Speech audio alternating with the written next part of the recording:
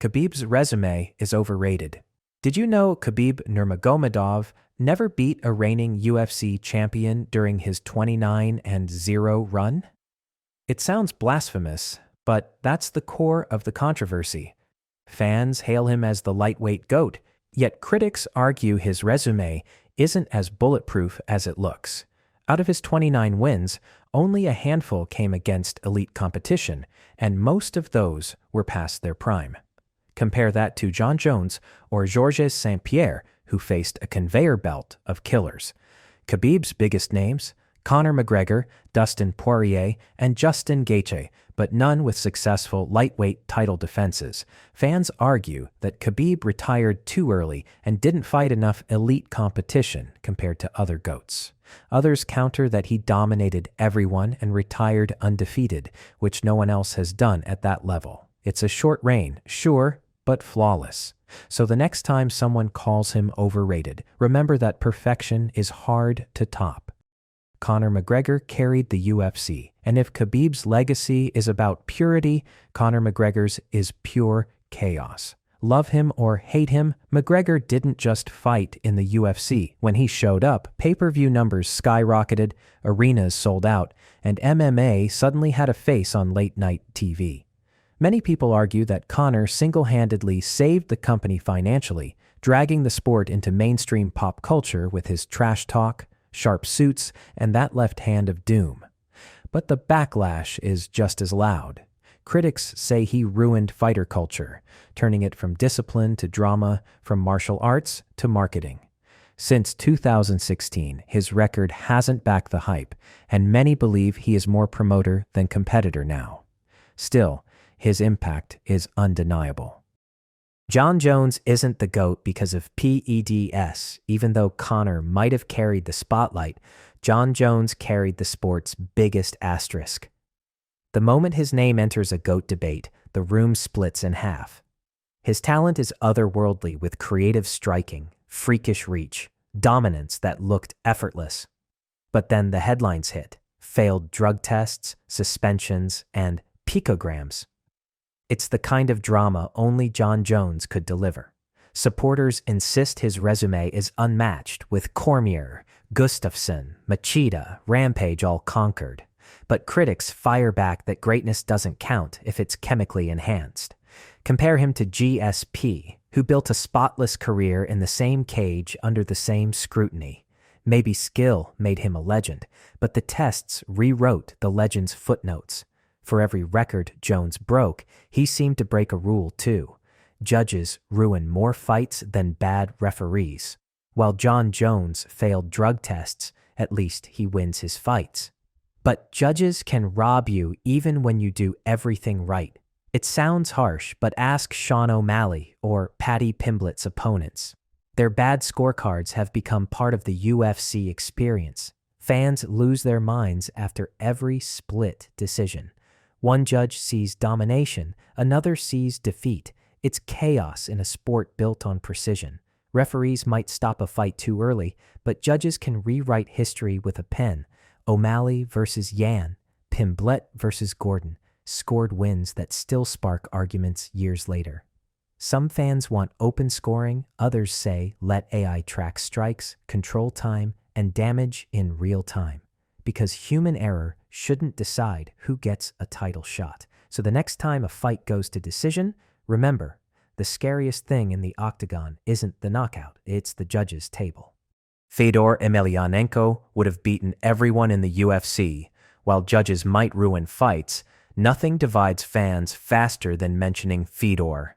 Say his name online, and a Pride FC fan will appear like it's 2005 again. To them, Fedor was mythic. 31 fights unbeaten, submitting giants, and knocking out legends. Calm as a monk, lethal as a bear trap. His run in Pride felt untouchable, a decade-long masterclass in violence. But UFC loyalists aren't buying it. They argue that modern heavyweights, including guys like Stipe Miocic, Jon Jones, or even Francis Ngannou, are faster, stronger, and smarter.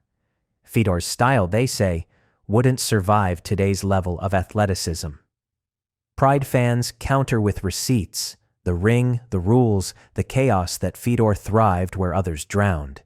The debate never ends because it's not just about skill, it's about era pride. Maybe that's the point. Fedor doesn't belong to one era. He belongs to the myth of MMA itself, where legends never age, they just stop showing up. USADA ruined the sport.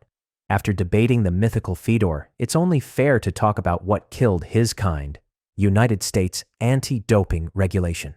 When USADA entered the UFC in 2015, it didn't just clean up the sport, it changed it forever. Surprise tests at 6 a.m., year-round monitoring, and careers derailed over tainted supplements. Some fans say USADA ruined everything.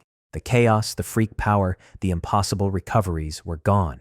Knockout rates dipped, physiques shrank, and the wild unpredictability of the early 2000s vanished. But others say it was overdue. Finally, a level playing field. Fighters could rely on skill, not syringes. The sport became safer, but also tamer. MMA went from gladiators to professionals, depending on who you ask. USADA didn't just test fighters, it tested fandom itself. Maybe that's why nostalgia hits harder than any punch, because fans aren't missing the steroids, they are missing the performance.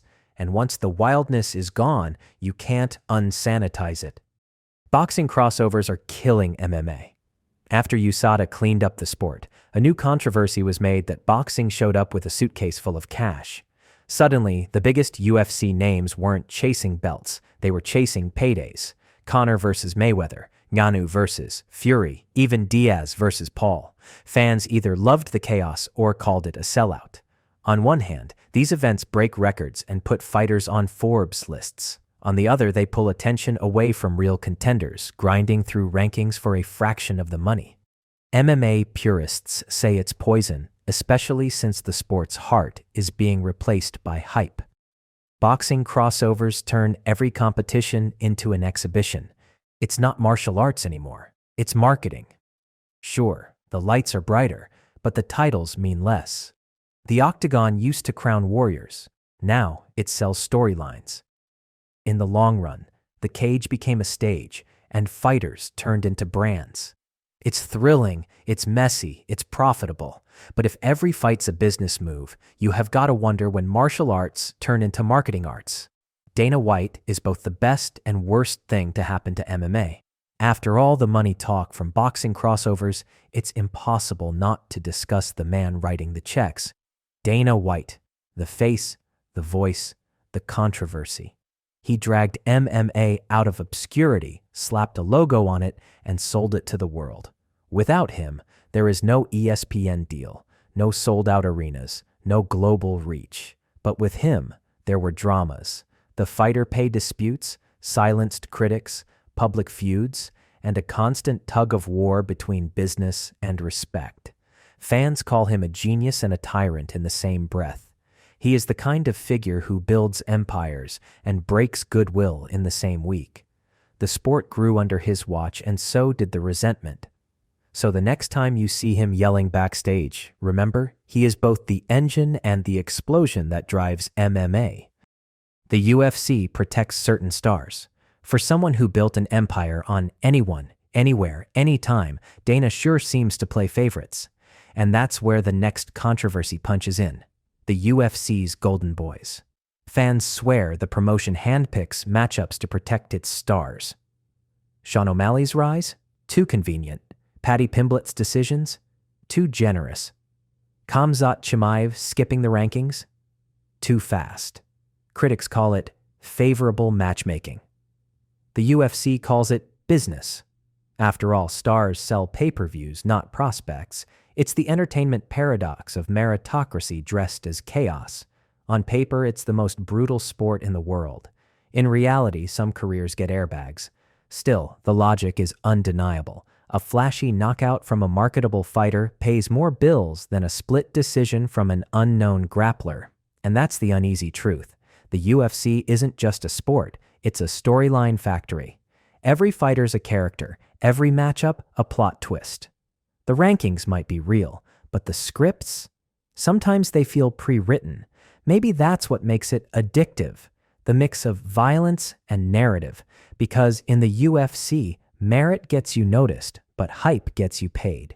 Weight cutting should be banned. If you think the UFC protecting stars is shady, wait until you hear about the sport's dirtiest open secret of cutting weight. It's the most dangerous thing fighters do before the fight even starts. Some drop 20 pounds in a week just to face a smaller opponent, then balloon back up overnight. It sounds strategic, but it's basically legalized dehydration. IVs are banned, bodies are drained, and kidneys take the hit. Fighters have literally passed out on weigh-in day. Remember Khabib's 2017 collapse before UFC 209? Still, others argue it's part of the game. Everyone cuts, so it's fair. Except it's not. The ones who gamble with their health, the best, get rewarded. Athletic commissions have studied alternatives, but the culture runs deep with lighter class, bigger advantages. It's a science experiment disguised as discipline, and everyone's the lab rat. The UFC sells it as professionalism, but it's really survival with a smile. Some fans call for hydration testing like one championship. Others say it will never happen because chaos sells. Maybe that's the irony of MMA. The violence starts on the scale. MMA, judging criteria, favor wrestling too much. If weight cutting is the sport's biggest health gamble, judging might be its biggest scam. Fans lose their minds every time a striker gets taken down and hugged for 3 rounds and still loses. Control time beats damage. It's the MMA version of winning by doing less. Fighters call it lay and pray. Wrestlers call it strategy. Under the unified rules, effective grappling scores higher than flashy striking, but that's where fans cry foul. You can elbow someone's face into modern art, but one takedown might erase it all. The system was built for fairness, but it often rewards safety over violence. Still, wrestlers defend it because control is dominance. They argue, and dominance wins fights. It's a clash of philosophies involving power versus position, and that's where the cage becomes a courtroom. Every round turns into an argument of damage screaming against dominance.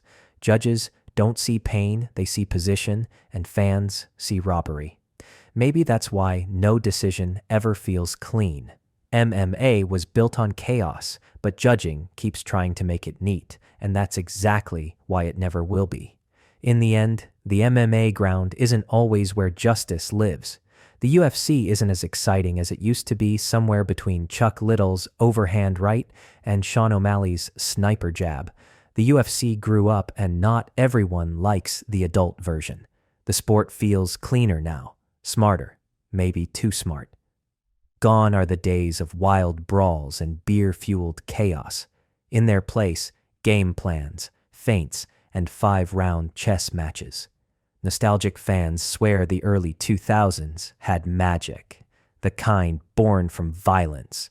But new school fans fire back that recent fighters are simply better, with crisper striking and sharper defense. No one's reckless because recklessness gets you flatlined. It's not that the UFC got softer, it got smarter. Still, that raw unpredictability, the kind that made legends bleed for pride, is harder to find.